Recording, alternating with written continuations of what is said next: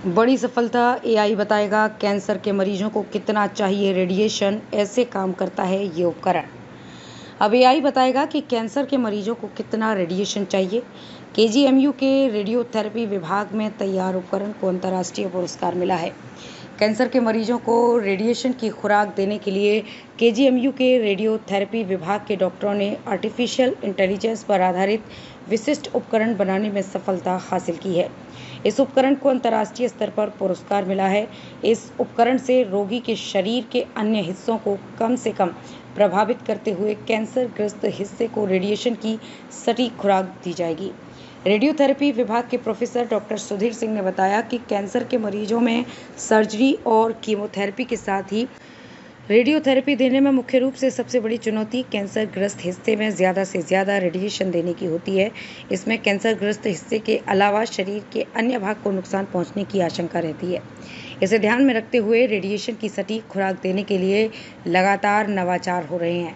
इसी के तहत सबसे पहले कोबाल्ट मशीन आई। इस मशीन के जबड़े वर्ग या आयत के रूप में खुलते थे, इसलिए रेडिएशन भी इसी आकार में दिया जा सकता था। समस्या ये थी कि कैंसर तो इस आकार में होता नहीं है। इससे कैंसर ग्रस्त हिस्से को कम रेडिएशन तथा अन्य हिस्से को नुकसान पहुंचने की आशंका रहती थी। इसे देखते हुए लीनियर एक्सेलरेटर मशीन से रेडिएशन को कैंसर के अनुरूप कर दिया गया, लेकिन इसमें भी ये संकट था कि सांस लेने के दौरान मरीज के विभिन्न अंग हिलते डुलते हैं। इससे रेडियोथेरेपी की सही खुराक देना संभव नहीं हुआ। ऐसे में एआई आधारित रेडिएशन देने पर विचार हुआ। प्रोफेसर तीर्थराज वर्मा के मुख्य मार्गदर्शन में प्रोफेसर सुधीर सिंह, डॉक्टर मृणालिनी वर्मा के सह मार्गदर्शन में श्री राम राजुरकर ने वरिष्ठ पीएचडी स्कॉलर के रूप में आर्टिफिशियल इंटेलिजेंस की मदद से ये उपकरण तैयार किया गया है। ये project Indian council of medical research से वित्त पोषित है। ऐसे काम करता है उपकरण। इस उपकरण में रोगी के सांस लेने का पैटर्न लेजर का प्रयोग करते हुए रिकॉर्ड कर लिया जाता है। इसी के आधार पर रेडिएशन दिया जाता है। फिलहाल स्तन कैंसर के रोगियों में इसका प्रयोग किया जा रहा है।